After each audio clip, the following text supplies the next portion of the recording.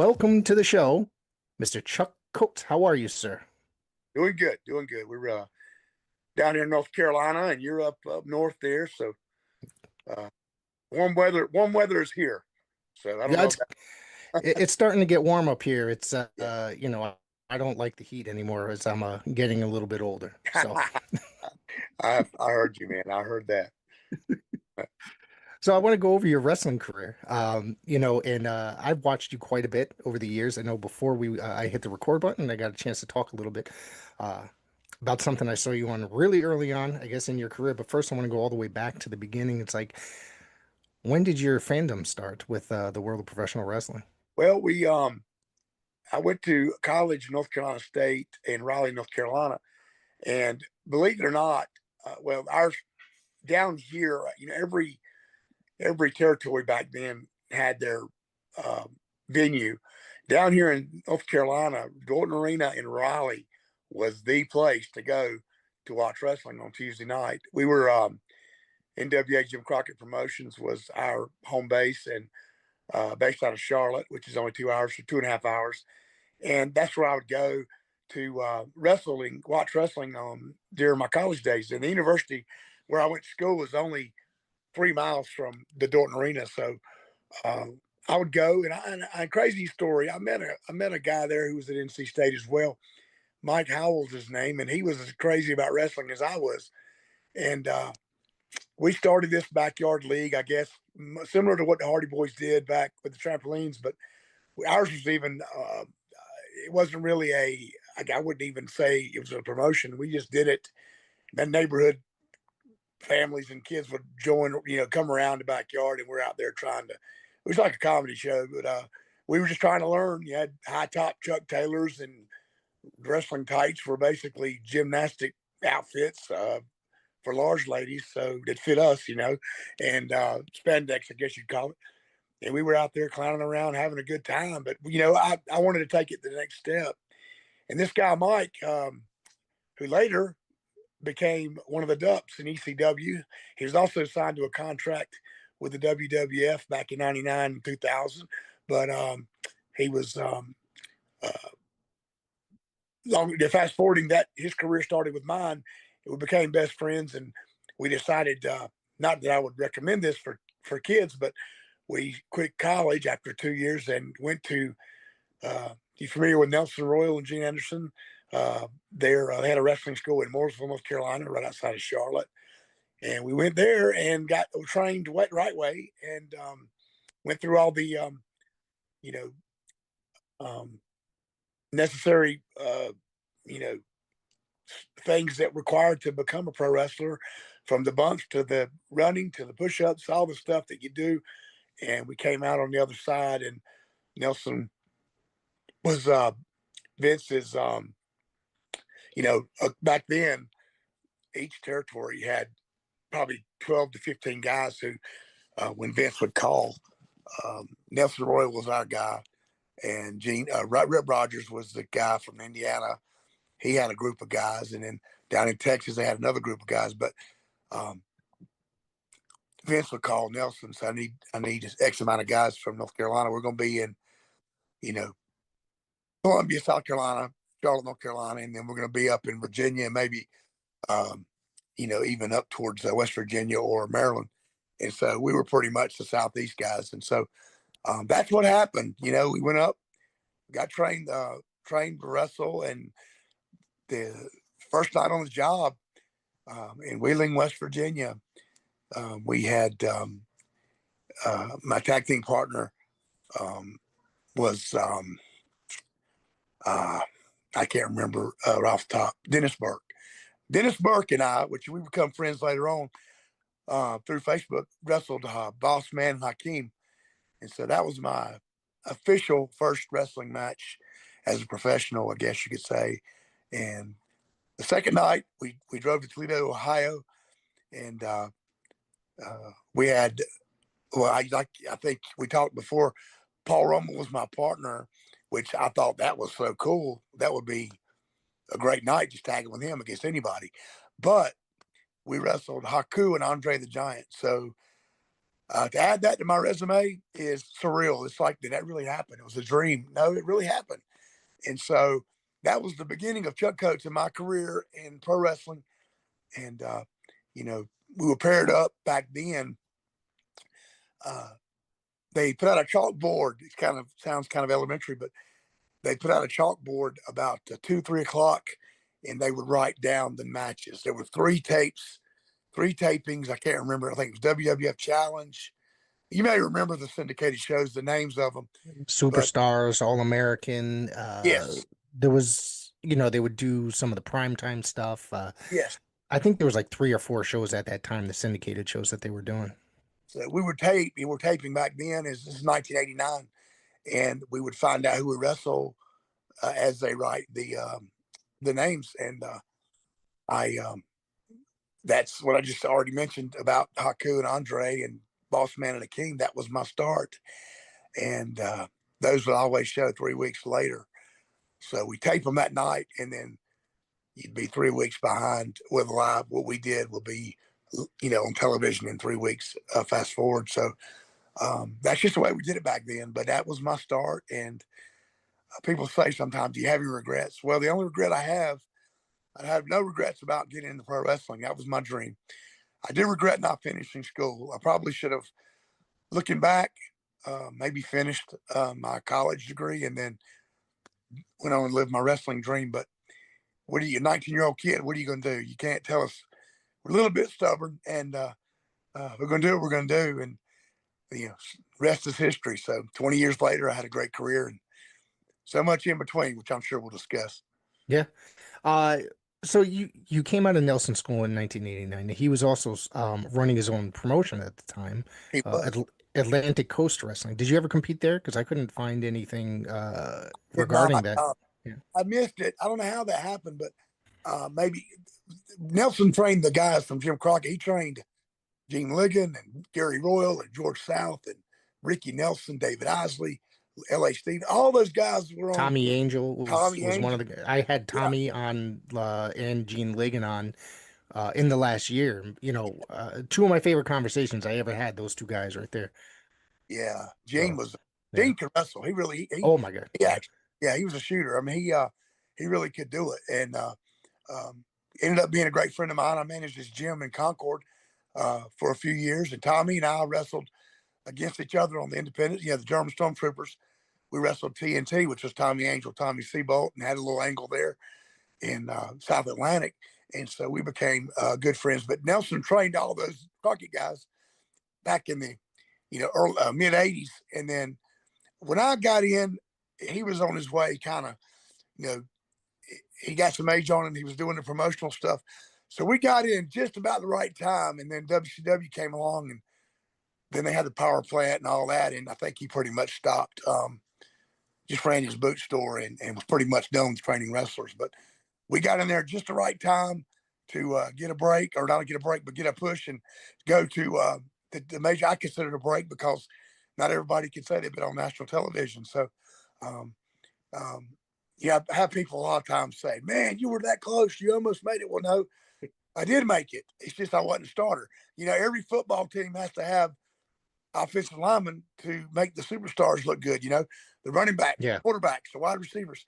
We were the offensive line. The way I look at it, as far as football terms, we did all the blocking and they got all the glory. And Sting will even tell you, without us, those guys, back in the day, we made them shine so they could get the house shows would draw, and that's how they made their money.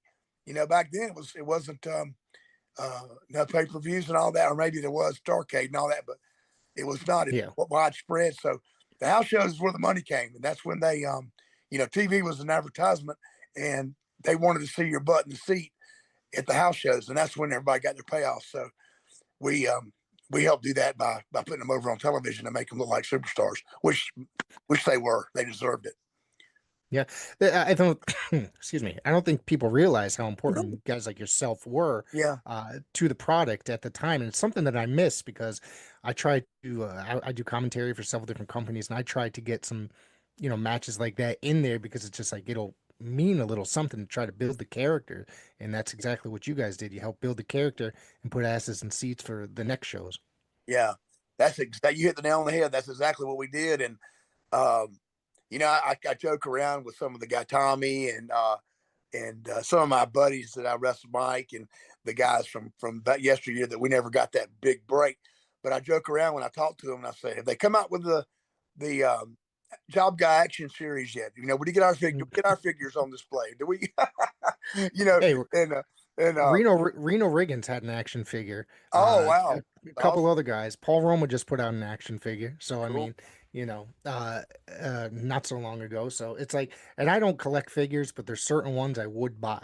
You know what I yeah, mean? yeah, So just because it'd be like, oh, it's so cool, and I actually rooted for guys like yourself, Mario Mancini, and stuff like that. Being a young kid, because Mario being, living like 2 towns over from me every time he was announced on TV, yeah. kind of excited me a bit, hearing somebody from your area on national TV every Saturday morning. And out of our group, I can name over half of our guys if they just had the right. It was, it's all about timing, and it's not about Right. the ability. It's about if Dusty. Whenever Mark Merrow got his break, he was jobbing, and I remember I was there, Asheville, North Carolina, at Civic Center. He had the idea. Dusty was booking. Johnny B. Bad was born, and I remember he was going to the ring. He did it. He went back and forth 15 times. They play the music. The Coliseum was empty.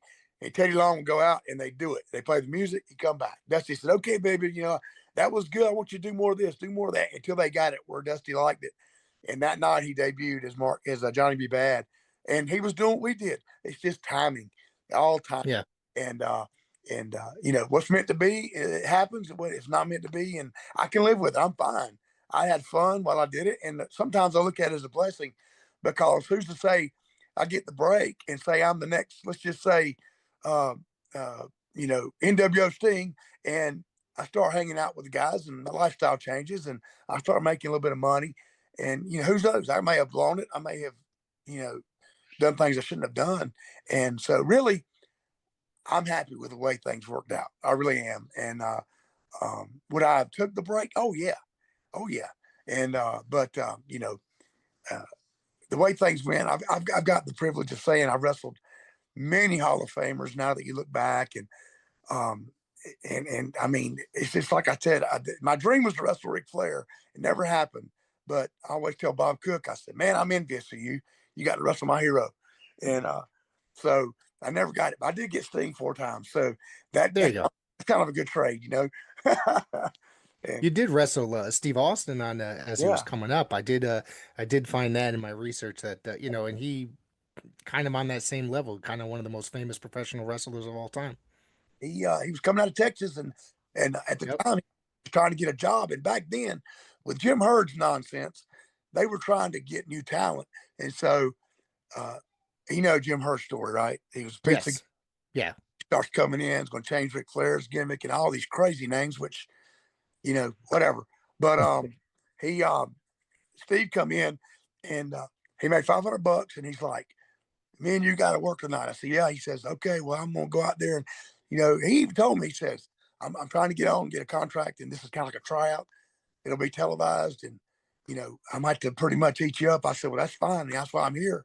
And we went out there and had a good 7-minute match. And I think who would have ever known in a million years that what was going to happen? What 5-6 years later? But he made him look good. It was his first TV match in WCW. So and it's I think it was a decent match. And he was he was a little snug, but I understood that he was trying to get on.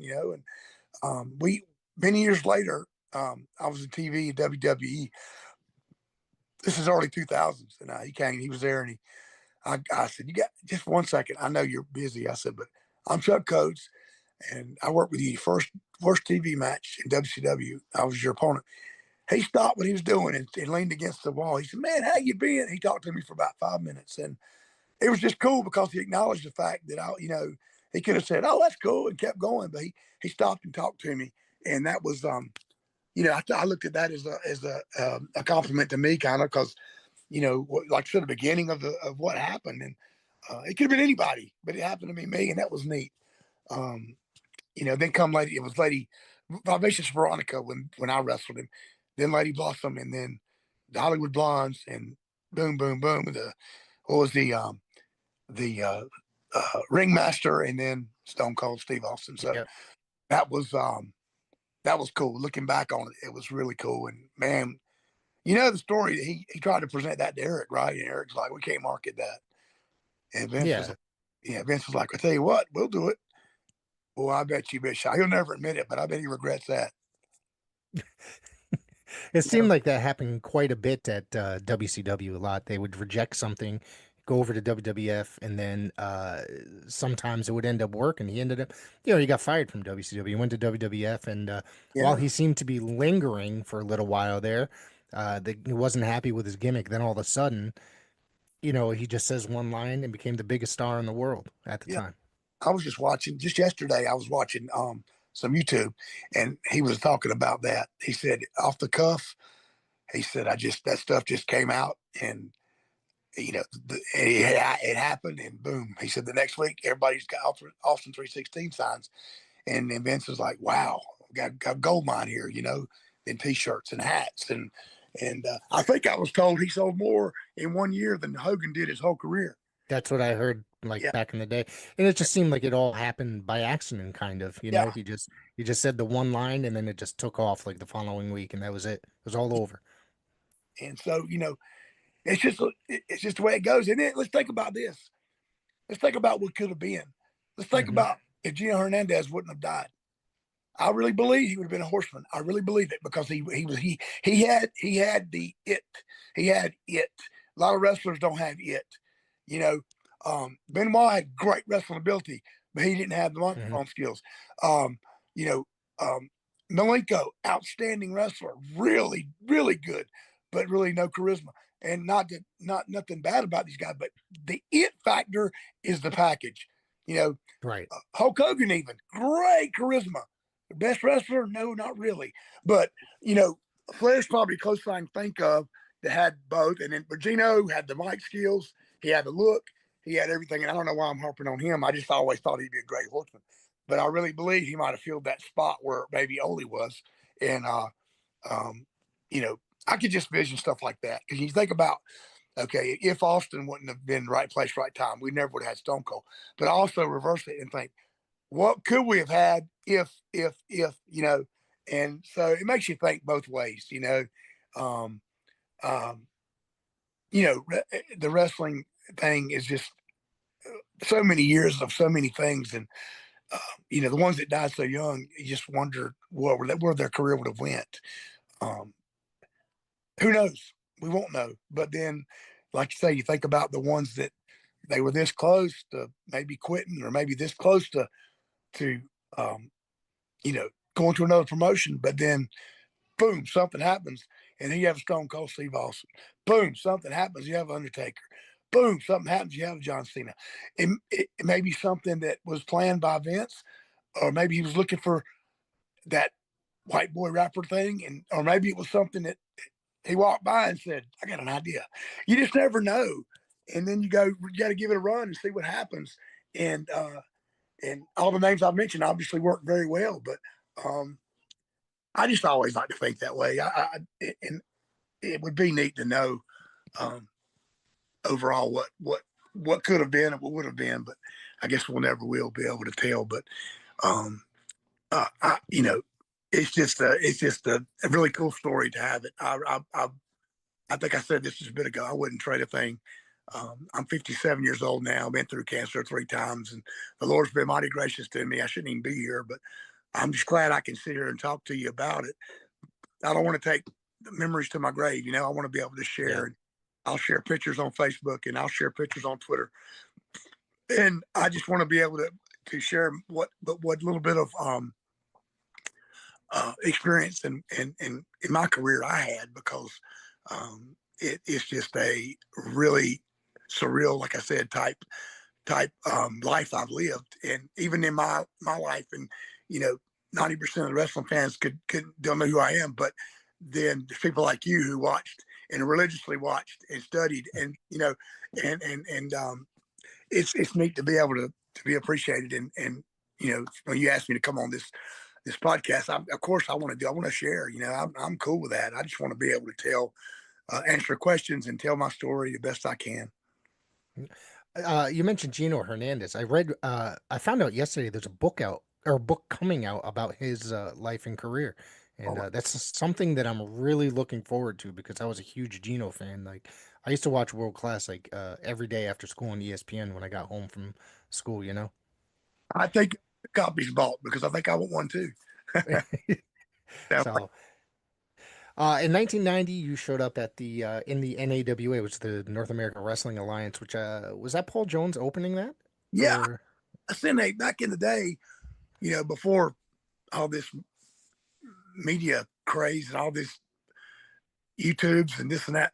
We'd send out. You probably know we would send out VHS tapes to promoters and hope that they would call back. Well, I sent tapes to I don't know how many people trying to get jobs and throughout the country, and I sent Paul Jones a tape in Charlotte and of me wrestling on the Independence, and he actually called. I didn't have a number and everything, and he calls my phone and says, Paul Jones, NAWA. He says, we're coming up to Raleigh, North Carolina. You're around your home. Do you think you could have a good match with Steamboat? I said, yes, sir. I know I could. I was really.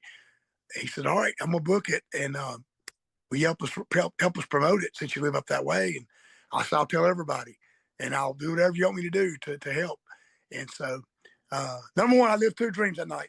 I worked in Dorton Arena, which I told you that was the Jim Crockett hotbed in the Dorton Arena, and number two, I'll get to wrestle Ricky Steamboat in front of probably we had about 700 people, which is Dorton holds about 3,000, and for 700 to Mhm. be for NAWA, it wasn't terrible.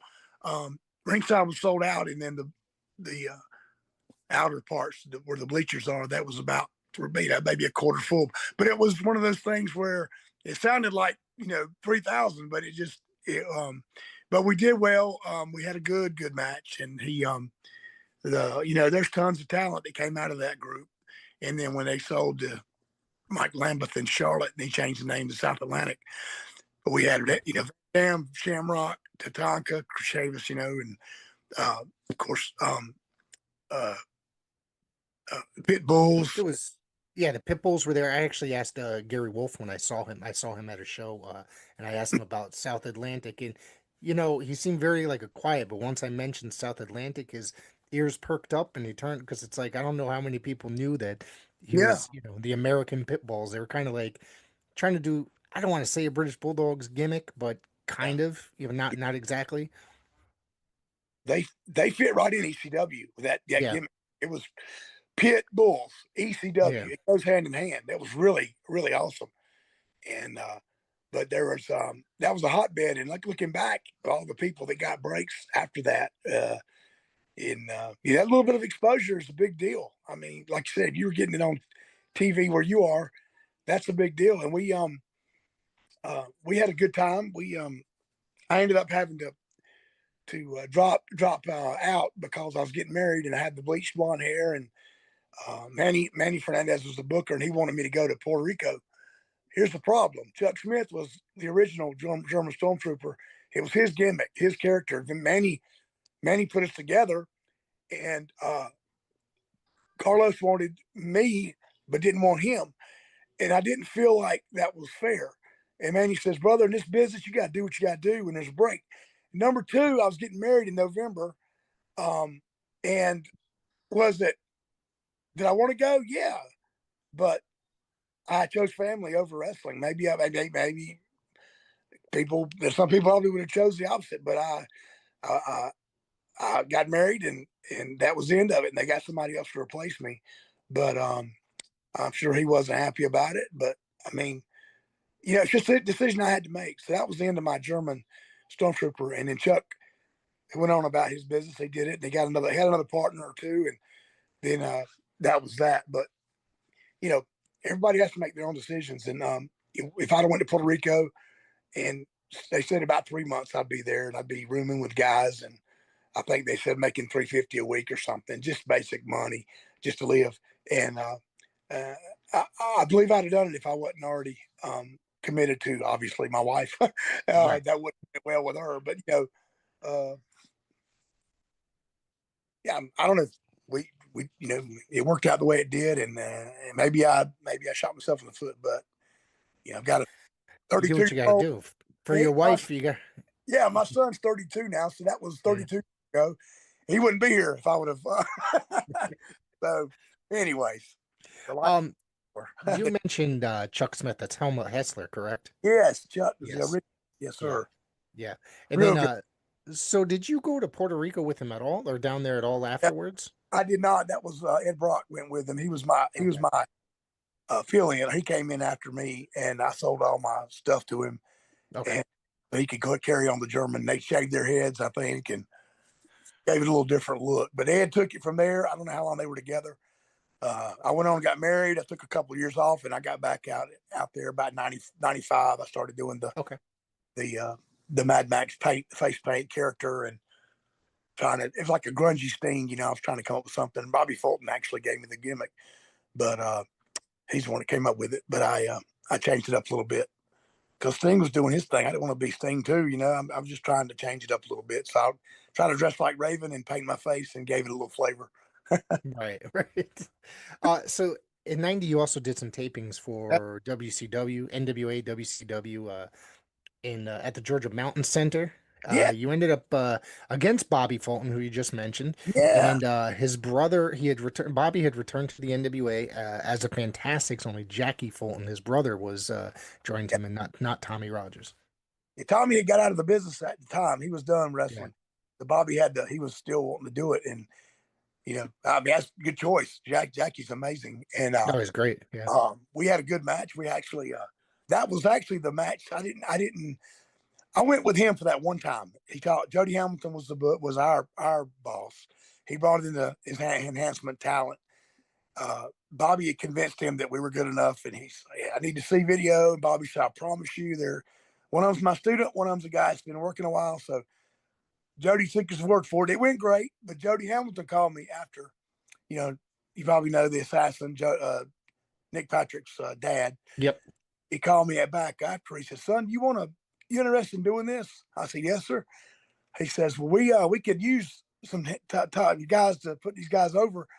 Um, you give me your information, and I'll be in touch." And sure enough, he called him. For 2 years, I went back and forth, and I was, that's when I got my WCW run. So whatever happened that night, he liked it, and I was thankful I was on board. Um, I was hoping to get a break, but it didn't happen. But I just kept doing what I was asked to do, and praise the Lord, I did not get Vader or Sid. Thank God. I did get the Steiners 3 times, which that really ain't as bad as everybody thinks it is. Yeah. All you got to do is help them out with the suplexes, and Steiner line's not bad. You just crowd them. All it is the shoulder tackle. You just got to make it. He does all the work. You just give him a shoulder tackle. He even told me, Rick said, "There's nothing to it. It looks like I take your head off." And sure enough, I took it, man. I was like, "Man, let's do it again." That was fun. But yeah, I got them, Terry Taylor and the York Foundation and Larry Zabisco and Sting and golly. I Uh, have JYD here, yes. Bobby Eaton, and yeah, and Steve Austin. I guess I got listed here. Yeah. I also have. Did you wrestle Conan there? Was Yes, this I like did. He okay? had a mask. Yeah, he wore a mask that night. Yep. And then Brian Pillman, Flying Brian, and Z-Man, uh, Renegade Warriors, Big Josh, which is Matt Borne, the Southern Boys. Oh man. And then kind of hate to say it, PN News, Van Hammer, and Alan Iron Eagle.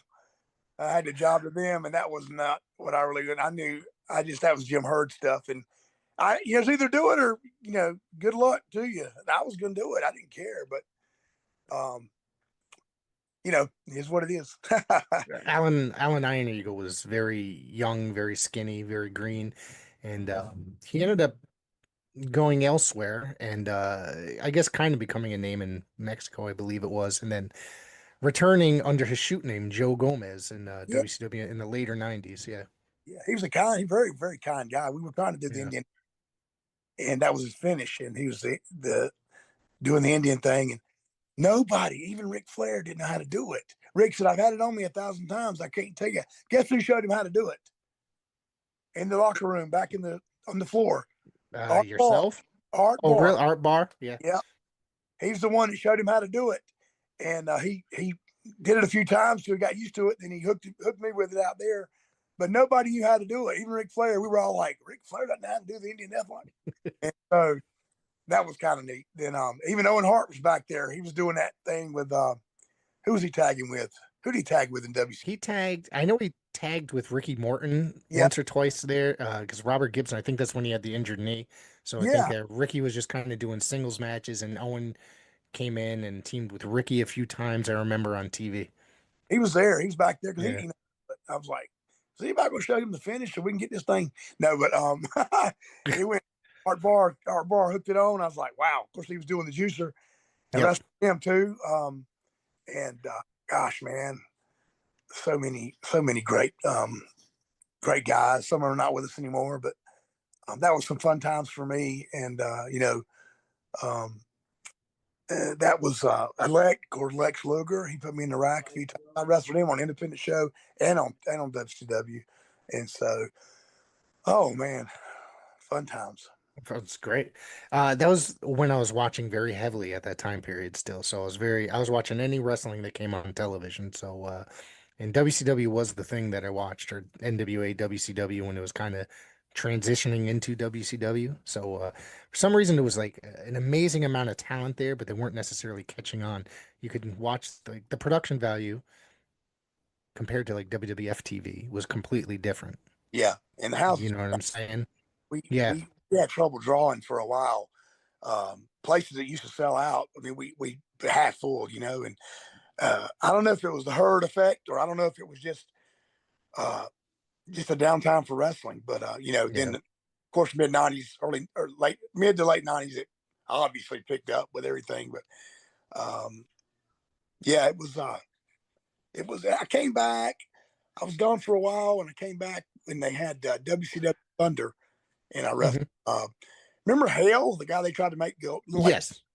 I had Yeah. him, I had Kiwi, and I had Moore and Evan Courageous. Shane Helms broke his nose and he was out, so it was 3 against 2. It was me and uh, Felix Skipper, and one other guy from the power plant, and me, and then we wrestled 2/3. They called it 2/3 count because it was two of them.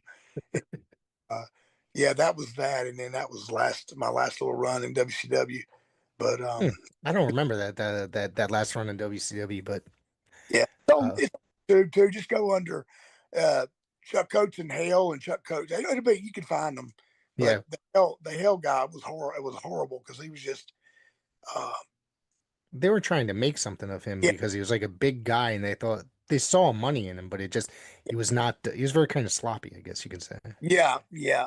I don't know whose idea that was when they had Austin and they had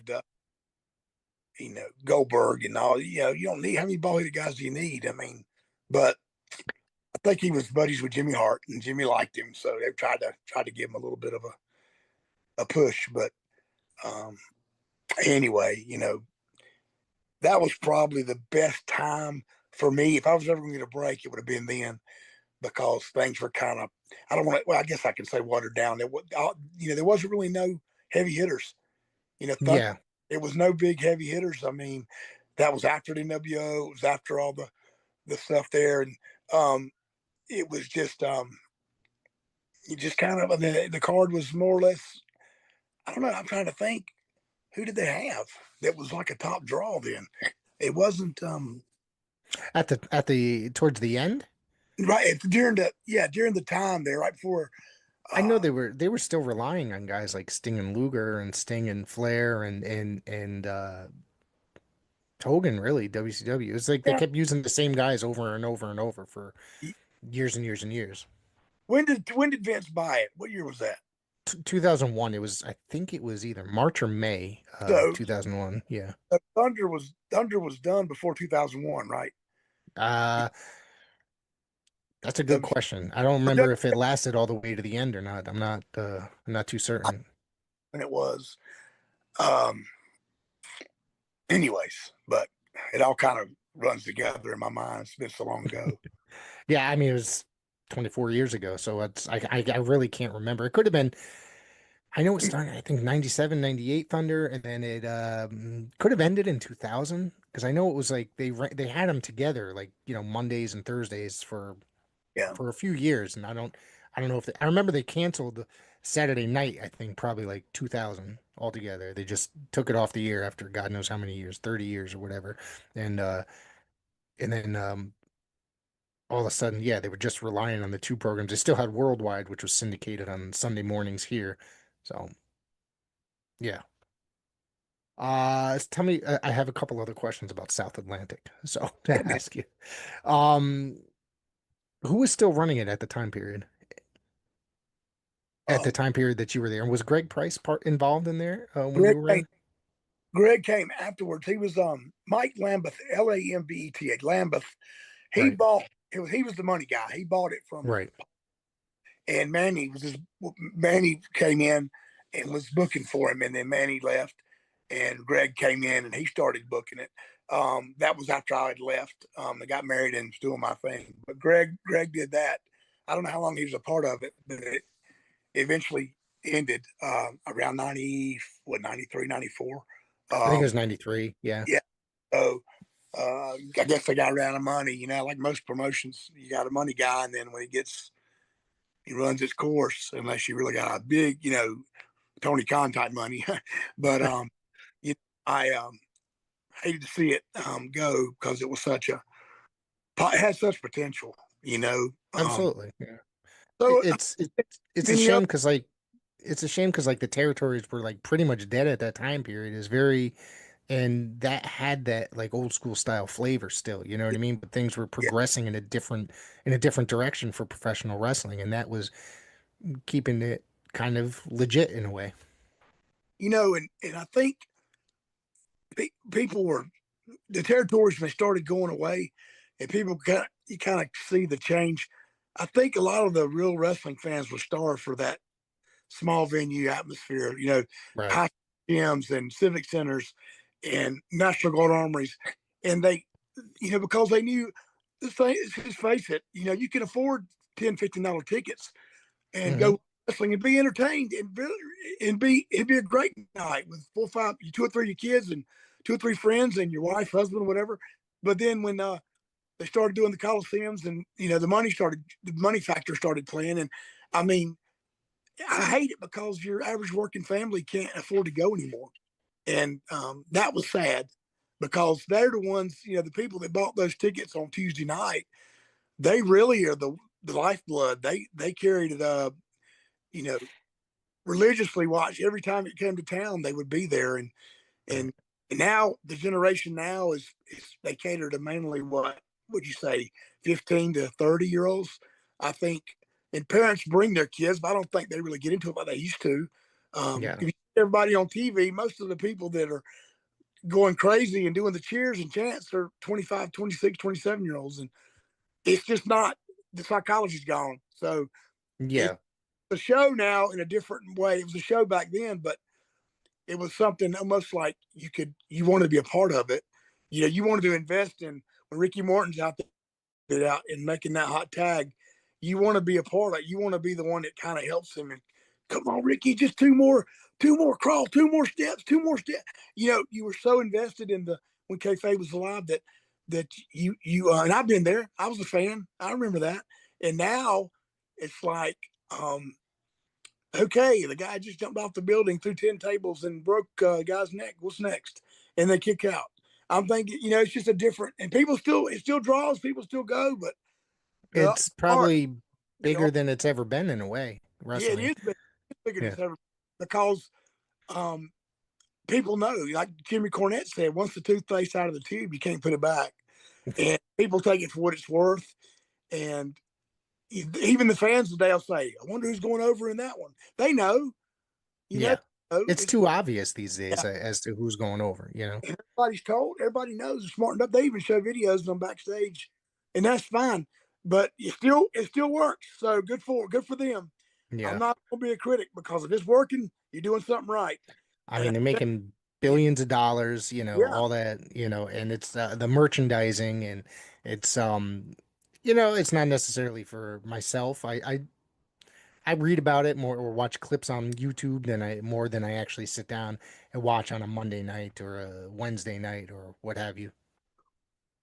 but you know, it's working. I mean, my wife watches soap operas. Okay, Yeah. she knows in our wrestling terminology it's a work, but she says she reads articles where that the heel could be out in public at some shindig, and people would say, "Why did you do that to Carly? You so and so," and because they want to believe it. They want to believe it. The same thing for wrestling. It's a lost art because when Nikita Koloff was out there, uh, he hurts Magnum TA and he's out there and somebody sees him in public. You want to get at him. You want to say something because people are invested that much. But it's got those days are gone. But you know what? I mean, it's working is working, and it's just a different era. And like anything else, you think about music, you think about sports in general, everything's changed. Everything has changed. I mean, look at concerts. You used to go Hmm. you go to loan get a lawn chair, get a lawn seat, a concert $15 20 years ago. Yep. Now the cheapest ticket $65, and that's on the Yeah. top of the building. But everything's changed. It's just the way it is. It's life, and you know, like my grandpa And say, son, don't complain about it. If you don't like it, turn it off. And that's the way it should be. and Uh, it seems after COVID things got even more and more expensive in the last 5 years, like yeah. even like way more expensive. Well, I think that certain people in this country took that advantage of it and made, to me, they used it to their advantage to increase prices. And that like, well, there's nothing we can do. COVID was but anyway, it is what it is. I'm alive. I'm breathing. I'm good. And if you want to talk about today, I'm a big fan of Gunther because Gunther keeps it old school. He doesn't do anything off the top rope. He doesn't do, if he does, it's something simple. And I'm a big fan of him, man. I would pay to see that guy wrestle Yeah, because the he's uppercut, fantastic. And yeah. I was talking today with somebody just saying like he's like the greatest natural wrestler right now, currently. Like the old school, like he could fit in with, back in the day watching him on TV is, Oh, and be a menace and be very absolutely. threatening. He would have been in Paul Jones's army and it wouldn't even missed a lick. He'd have been in Paul Jones's army, I guarantee it. But also one of my favorites, and he's a friend of mine now, but Nick Nemeth, Dolph Ziggler was outstanding. I used to watch him and think, that guy can wrestle. And he makes sense. He can sell. He can do all that. He can get over. He can put you over. He just had the it. Once again, I go back to that word, it. And but even today, he can work his. I think him and Jeff Hardy wrestle in singles tomorrow night. I can't wait to watch that. Um What's that? oh, TNA on TNA? Nick Yeah. singles match. And so that's gonna be I'm so proud of Jeff. He's 47 years old and he's still going. I'm like, buddy, how long can you do this? But more power to them, man. Just I really hope they stay safe out there because with their style, it'll be easy to get hurt. And uh, yeah, I work with them quite often at these meet and greets, and I'm involved in the Comic Cons with Tony Hunter's promotions, and I help. That keeps me in touch with the boys.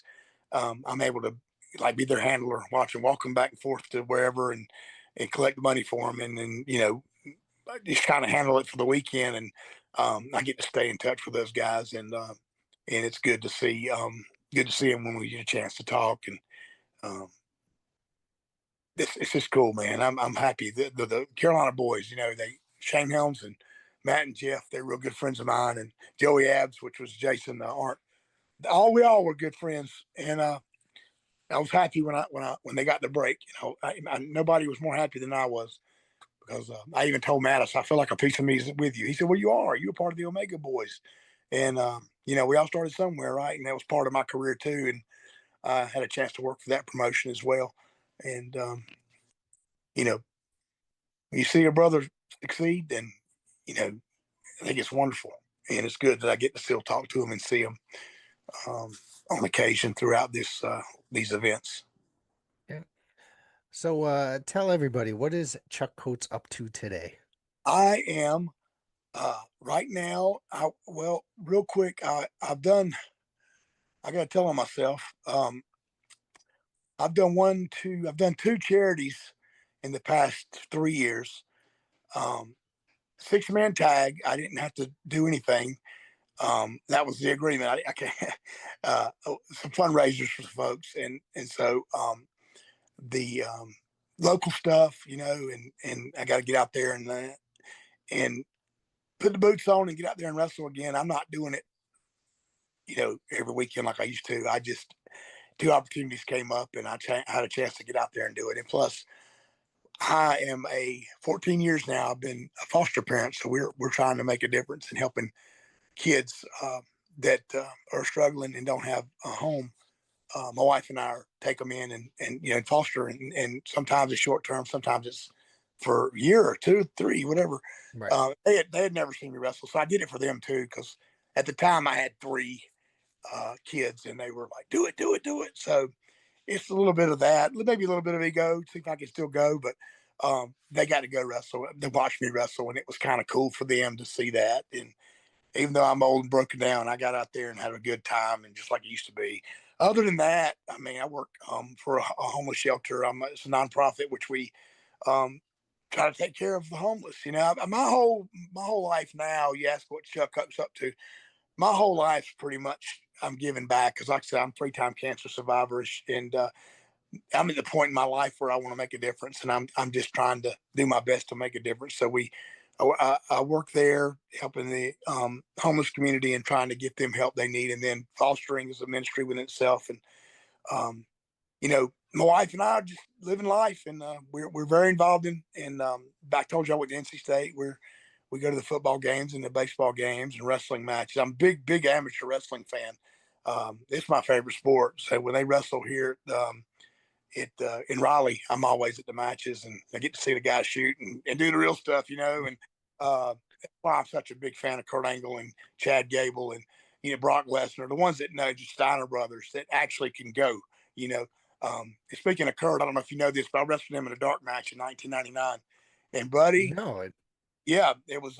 They were getting ready for TV, and he was doing dark matches in 1999. It was in Fayetteville, and they put me with Kurt, and they 12-minute match, and got heat. I got heat on him.